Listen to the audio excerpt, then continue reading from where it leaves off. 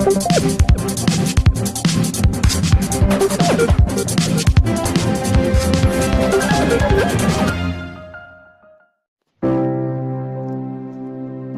वर्ष धरी जीवनर वृद्ध समय गुहाल भितर जीवन काटुछंती वृद्ध बलुदामी। देखंतु एही स्पेशल रिपोर्ट कोरापुट जिला लमतापुर ब्लॉक बेटा पंचायत लिटिपुट ग्राम ग्राउंड जीरो रु बलुदामी बयस 70 छुईलाणी। कुटुंब कहले 6 प्राणी कुटुंब। पुओ कृष्ण बहु वर्ष हैला आरपारी एकमात्र रोजगारी पुओ थिला, तेणु एबे कुटुंबर पोषिबा दायित्व ससुर और बहु उपरे।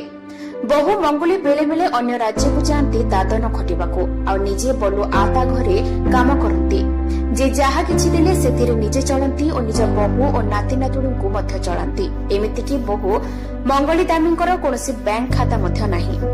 खाता खोलिबा पाई बहुत थर बैंक को जाइछंती, किंतु कोनोसी कारणरू खाता खोला होई पारुनी। एनु सरकारक कोनोसी योजनार लाभ उठाई पारु नाहंती। बहुत कष्ट चले परिवार। एटी प्रश्न उठे सतरे कण प्रशासन दृष्टि पड़नी ना जानी शुणी चुप अछंती प्रशासन। सरकार कहूछि केही जणे मध्य बासहीन रहिबे नाही, तार ज्वलंत उदाहरण बलु।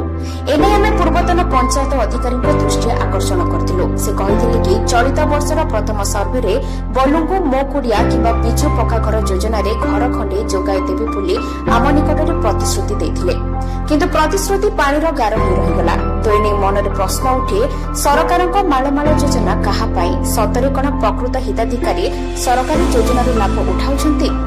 ग्राम सभा पल्ली सभारे कौन योजना तैयारी करा जाउछि? सतरे कण बलुक नाम पंजीकरण करा जाय नाही एससीसी लिस्ट रे? एने हम प्रतिनिधि वीडियो को भेटिथिले। से कहिसंती कि खूब शीघ्र बलुक घर जोगाई दिया जाबो बोली प्रतिश्रुति दैछंती। एपटे सरकार किंतु राज्यर विकास होइछि बोली डिंडिम पिटुछि। एबे देखिबाकू बाकी रहिला प्रशासन केबे बासहीन बलुक घर खंडी जोगाई देउछि। लमतापुर कपिलेन्द्र देव सामंतरायक रिपोर्ट ओडिशा न्यूज 24।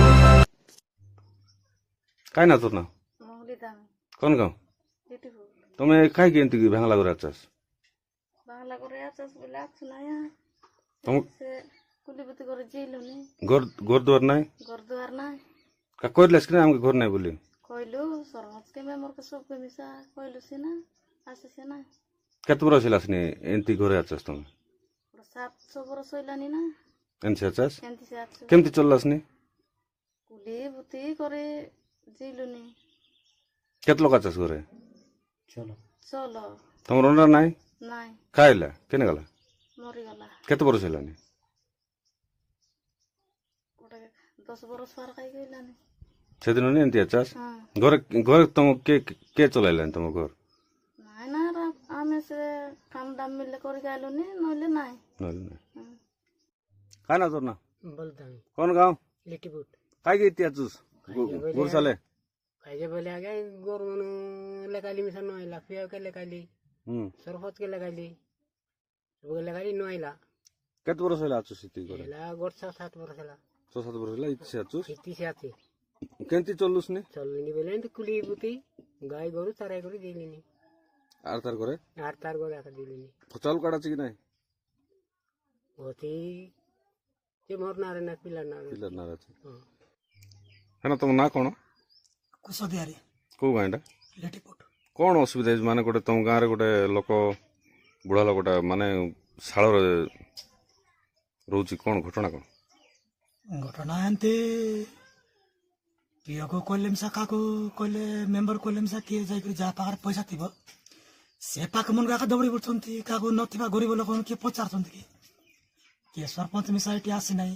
के केमती गरीब लोक के केमती अछि सेंटर जणे कहबा लोक थिला पचार खाता थिला जाने से मेंबर मिसा जणाइला सबको केते वर्ष लानी एंती रोची एंती रे आज को 15-16 वर्ष अछि केमती कोन पहुंचुजी बंचड़ा कार्तिक गाई चराई कार्तिक दारू पंचे बिकी माने तुम ना कोन सतन को गाँटा हमर लिटिपुट तो आमे देखबा पाइलु तुम गाँव रे गोटे लोक गाई गुआल अछि कोन घटना घटना आज को 8 वर्ष 9 वर्ष होईची तार गाई गळा रे असुविधा रे अछि से बुढ़ा तो घर मिले ना ताको घर मिलु नाही काहे मिलना मैंने समको सरकार तो समस्त घर दउछि देउछि जे केते कुआ गला करबा पाई मिसा के कोइ नांती कि समर्थन देउ नांती से बोली करे केमती बंचुन तांगे ତାଙ୍କେ ଏମିତି କୁଲି ବୁତି କରିବା କାନ୍ତି ବସୁଛନ୍ତି ଚାଷବାସ ମିଶା ଠିକ୍ ନାହିଁ। ତ ସରକାରକୁ କ'ଣ କହିବ? ହୁଁ।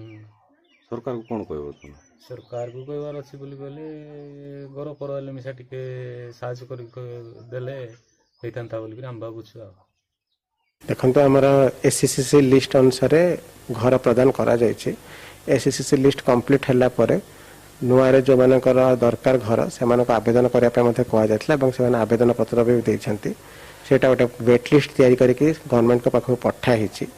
ୱାନ୍ସ ଗଭର୍ଣ୍ଣମେଣ୍ଟର ସେ ସାଙ୍ଗସନ୍ ହେଲା ପରେ ସେମାନଙ୍କୁ ଘର ପ୍ରୋଭାଇଡ଼ କରିବା ବ୍ୟବସ୍ଥା କରାହେବ।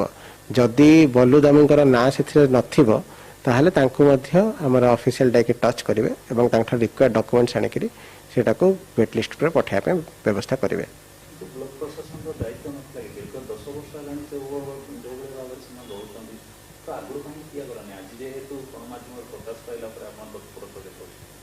ନାଇଁ ଦେଖନ୍ତୁ ସେଇଟା ମେନ୍ କଥା ହେଉଛି ଘର ମିଳୁଛି SCCC ଲିଷ୍ଟ ଅନୁସାରେ।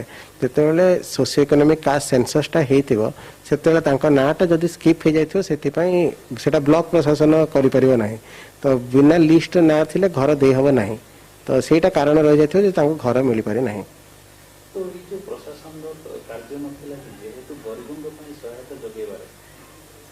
ଦେଖନ୍ତୁ ଆପଣଙ୍କର ଘର ଯେହେତୁ ପାଇପାରି ନାହାନ୍ତି ଏବେ ଏଇଟା ନଜରକୁ ଆସିଲା ପରେ ତାଙ୍କୁ ଆମେ ୱେଟ୍ ଲିଷ୍ଟ ନିଶ୍ଚିତ ଭାବରେ ରଖିବୁ ଆଉ ଯେତେ ଶୀଘ୍ର ଲିଷ୍ଟ ପ୍ରକାଶ ପାଇବ ଗଭର୍ଣ୍ଣମେଣ୍ଟଙ୍କ ତରଫରୁ ତାଙ୍କୁ ଘର ଇମିଡିଏଟଲି ପ୍ରଦାନ କରିବାର ବ୍ୟବସ୍ଥା ଏବେ କରିପାରିବୁ। ଯେହେତୁ କୋଭିଡ କଟକଣା ପାଇଁ ସମ୍ପୂର୍ଣ୍ଣ କାର୍ଯ୍ୟ ସବୁ ବନ୍ଦ ଅଛି କେତେ ଦିନ ଲାଗିବ ବୋଲି ଭାବୁଛନ୍ତି? ନା ସେଇଟା ତ ଗଭର୍ଣ୍ଣମେଣ୍ଟ ଡିସାଇଡ୍ କରିପାରିବେ। ଆଉ କାମ ତ ଧୀରେ ଧୀରେ ରିଷ୍ଟାର୍ଟ ହେଇଗଲାଣି। ତ ଆଶା ରଖିକି ଖୁବ୍ ଶୀଘ୍ର ଏଇଟା ପ୍ରକ୍ରିୟାଟା ଆରମ୍ଭ ହେଇକରି ଯେଉଁମାନଙ୍କର ଘର ପାଇବାର ଅଛି ସେମାନେ ଘର ପାଇପାରିବେ।